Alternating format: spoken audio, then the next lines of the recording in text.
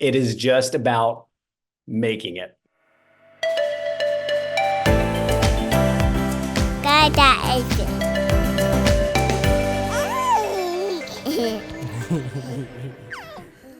Welcome back to Girl Dad Nation.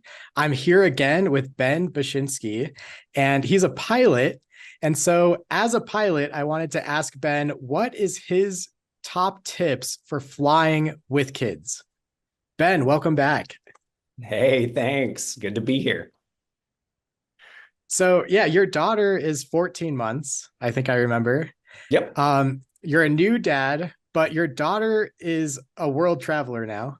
Well, I don't know world traveler, but she's definitely got At more least flight continental experience US. Yeah. Yeah. than I have. Yeah, I think you mentioned 19 flights. So this isn't your first rodeo in the skies with a young baby. So what advice do you have for dads flying with kids? Yeah. So I've got a few tips, and probably just one, be careful. Please don't make this mistake like I did. But some things I've gleaned from the few flights, and full disclosure, Hannah has done probably half the flights on her own. I was there for the other half, and I have never personally flown with Ellie by myself. So that would give me extreme anxiety. I don't know that I'm fully cut out for that. But props to Hannah for being able to do that. So yeah, at the top, expectation management. It doesn't matter, kind of what your rules are beforehand. All that matters is you get there and you try to make the people around you hate you as little as possible. But you're not fully in control of that. So you do whatever you can do. So, if that means letting them do screens on the flight or eat candy or whatever, if it placates them, I think all bets are kind of off to make the flight as enjoyable experience as possible for the majority of people. Get to the airport early, however long you think it takes, double it. You probably have to check something extra that you wouldn't normally have to. So, be ready for that extra long line. Southwest, we have to go in a special line to fly standby. So maybe a little bit different for, regular folks, but, we got to kind of factor in that longer line that we wouldn't normally have to go through. We just go through security. Know that, your bag may not make it, right? So especially if you have like a connection somewhere, don't check something that you're going to have to absolutely need at your destination. So like if you need a car seat when you get there, think twice about checking the car seat because it may not make it on that flight. And then what are you going to do? Same thing with, baby supplies. You can put extras in the check bag or whatever, but make sure you have at least, a day's worth of stuff on your person. TSA is different at every airport. And I deal with TSA, every day at work, and it is always a unique experience going through the security lines. And I deal with it every day. And there's no fast pass for pilots. There Or is. there? Well, Okay. it's again, hit or miss. So quick sidetrack. We have what's called known crew member, so that you're pre-vetted. Okay. That you're in control of the airplane. So you kind of badge in, and they'll let you Okay. go. But in order to make sure that pilots and crew aren't bringing on things that they're not supposed to, they have a high rate of being sent to the regular security line to go through the X-ray and stuff. So that's not always a guarantee. So, Yeah. and I guess on top of that, if I'm going through that line, I can't bring anyone else's stuff. So that includes, my child. So like if I tried to go through with a stroller, they would not be happy with me. So yeah, not super helpful. So whenever I go through the security line, or go through security, I go through with Hannah, and I just act as an extra set of hands and Yeah. deal with it. So know that TSA can be interesting. But you do, you have sort of a freebie, I guess, on liquids and food and stuff, as long as it's for the baby. So, you can bring formula or breast milk, and it can be above the 3.4 ounces, as long as it's for the baby. That being said, not all TSA is aware of that. So sometimes you have to, casually advise them that, no, I can bring this. It's for the child. We have a screenshot of the rules from the website that we can show them if necessary, which we've only had to do once, but it was really awkward. Know that you're going to have to disassemble the stroller. If it goes through the x-ray, it'll have to go through the x-ray. Our stroller doesn't fit, so we still have to disassemble it, but then push it through. So we're carrying like multiple parts, and plus baby, and baby can't be in the sling, and she's like coming out, and it takes way more hands than you have. So again, show up earlier as a result. So expectation management on security. We use the stroller as like a baggage cart. So you can put like the car seat, or, any of your carry-on bags or whatever in the stroller, and then just carry the baby. That's actually super handy. So even if you don't think you need the stroller in the airport, you do, because it's really helpful. That being said, don't bring your nicest, $1,000 stroller, $1,000 car seat, if you're going to be checking it under the plane. If you're bringing in that stuff into the cabin, great, that's awesome. But stuff falls off of the loader all the time. It gets heated up. So, just know that if you're going to be checking stuff a decent amount, it's not going to last as long as you want it to. So, just be ready for it to come back a little bit less nice than it started. And then for the flight itself, outside of just kind of keeping baby happy, pressurization can really mess with them. So when you're climbing and descending, that pressure change can really cause some fussy babies. So for Ellie, we give her like a slow flow bottle for the climb, and then another one for the descent. And the descent usually is like, 30 minutes before you land. So you can usually feel it. And then as soon as you start to feel it, give them that bottle, and that keeps their ears open to help equalize that pressure. Because, once that pressure is blocked, it's not good. It's hard to tell your baby to, hey, swallow. Here's how you clear your ears. So yeah, like a pacifier bottle, or if they're older, some food to snack on and stuff, so they can keep swallowing, really helps. And breastfeeding too, if especially if you can kind of get a little bit of privacy on the plane. So we always, Southwest has open seating, so we sit in the back. So if we need to breastfeed Ellie and we have a little bit of room around us, we try to do that. So, and don't be ashamed of it. Like, well, I guess it's not super helpful for dads, but if you're there for the family, you can help out or hold up a towel or whatever, and make the suggestion. But trying to keep them, keep their ears open, and if you can put them to sleep. We always try to travel during nap time if we can. So we try to time the flight so that she would be sleeping for most of it, which goes to my don't make the same mistake as me, which standby is a little bit worse because we got booted from a flight, which was supposed to be during her nap time, but we got booted off that flight into a later flight. So we would have been flying during her nap, but instead we got kicked off, and so she missed her nap.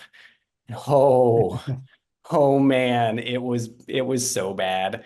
So that was the only flight that was, I think, really rough for everyone involved. And it was a bumpy flight too, so we couldn't really get up and walk around with her or anything, and kind of rock her. We were just kind of stuck. So that was one where I felt bad for everyone else around us. I bought them all drinks as an apology. It's like, I am so sorry. This one is on me. Please don't hate us. But it's also, it's going to happen. So if you can get a row by yourself, that is by far the best thing you can do. And just kind of be away from people, but it happens. So I think that's probably most of the stuff that we've learned from traveling, at least in terms of actually flying. But the biggest thing is trying to make them so bottles, climb and descend, and then napping while you fly. And we have or at least we did, the skin type body wrap where you just kind of Yeah. the baby in. She would always immediately fall asleep on that, but she was a lot smaller back then when we did that. So we haven't flown with her in a couple months or so. So I don't know if she would tolerate that anymore, but she's still a sucker for a contact nap. So we might be lucky, but back then when she would nap anywhere with that thing, that was perfect. But I will update the tips as I find out, with a toddler, what she's going to put up with. That'd be great. Oh man. And at what age are they no longer allowed to be a lap child? 2 years. 2. Okay. So I will say it is definitely safer for them to be in a car seat, in the plane. And we would do that all the time. It's just that being standby flyers, we don't always have the luxury of having an extra seat for us. But once she's 2, the choice will be made for us. But we just make sure that, to everyone listening, make sure that the person holding them is strapped down so that if you do hit turbulence, both people don't get thrown. So the person holding the baby should always be belted in so that if you hit some bumps, they can make sure no one moves. So. Yeah, when we traveled, we had like a 1-year-old and we brought the boppy pillow, which is like a U-shaped pillow. Mm-hmm. So my wife was breastfeeding our daughter like at takeoff with the boppy. And then also just during the flight, like she would often nap, but just like on my wife's lap as she was holding her and using the pillow to like support. So that was helpful. Oh, and then we flew when my daughter like she had just turned 1, and so I believe it was a Southwest flight, so the flight crew like made a birthday announcement to the cabin, and then awesome. Like she was super happy, but didn't want to be like totally awake. We were flying like just right in the middle of the day. And so she just was wanting to be awake. And so I would just like carry her and walk her up and down the center aisle. And then we got to hang out with the flight crew in the back of the plane. And then, the Southwest crew was super nice and would give her like the plastic cups just to like play with and stuff. Yeah. And some special snacks and things. So that's awesome. It was super cool. Yeah. As long as, it's not great when it's bumpy and you can't move around and stuff. Cause you're just at the mercy of holding the person stationary. It's like, oh man, I am so sorry, everyone. So, and Ellie, Lord. So Hannah is a singer. She's a very strong diaphragm. And Ellie definitely got that from her. So even in the NICU, the nurses said that she had no issues letting them know when she needed something. And, back then it was still just like a squeal or whatever, but it is now full throated and it's impressive how loud she can get. So, yeah. And then you mentioned too that you try to limit screen time as much as possible. Obviously, like you do what you can, like you're just trying to get from point A to point B when you're in the air. But what other tools do you recommend or have worked for you to keep a kid entertained on a flight? So far, we haven't had to do a phone on a flight yet. But she was also way more entertained by simpler toys back then. So we'll kind of see what happens going forward. But we have those like busy books, where like each page is, beads or zippers or snaps and that kind of stuff. She absolutely loves that stuff. We have those like silicone, like straw toys that you can chew on, or, there's each one's like a different texture and just kind of fiddle with. And then she also loves like those suction cup window things that spin. They're like, fidget toys essentially.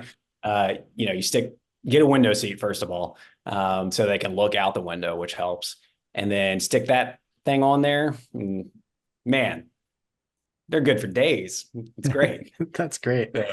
That's probably the majority of the stuff we've currently used. So with the amount of stuff you got to bring, like, forget your stuff. Like, you don't need that book. You don't need your laptop or whatever. Like, your carry-on bag is now just full of, bells and zippers and suction cups. So that's all that matters. Yeah, I know, like, anytime I pack something like, oh, I'm going to bring my laptop, maybe I can work on something or read a book. It's always like, nope, like, you're just fully like watching the baby. The joke. Making sure everything's good. And then, most of the time my kids are just entertained by like the simplest things. Like, even I bring a toy and like, they don't want the baby toy. They want the water bottle that I just like emptied. Oh, absolutely. Yeah. I mean, Ellie, at least currently, is just as entertained by, the empty pretzels wrapper as, anything else. So yeah, absolutely. She loves, like, I have a, smartwatch or whatever. So she loves just, smashing that because it lights up. Mm-hmm. So, for better or worse. So, and then I find out, I've sent all these weird texts to people I haven't talked to in years. I'm like, sorry, that was my kid. Yeah.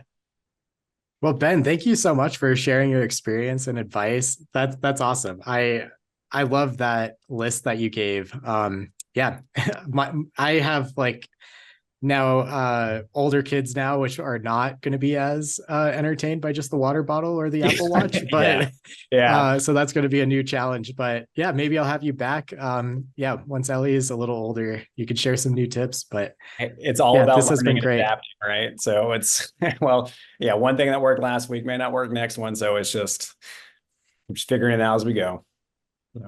Well, yeah, it's an honor to have you on the podcast. And for all my audience out there, please leave a comment on social media or send me an email to girldadnationpodcast@gmail.com. You could also text the show by clicking the link in the description.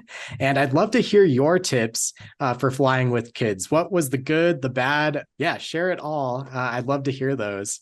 You can also find me at girldadnation.org for more podcasts, events, and merch. And until next time, go be a dad.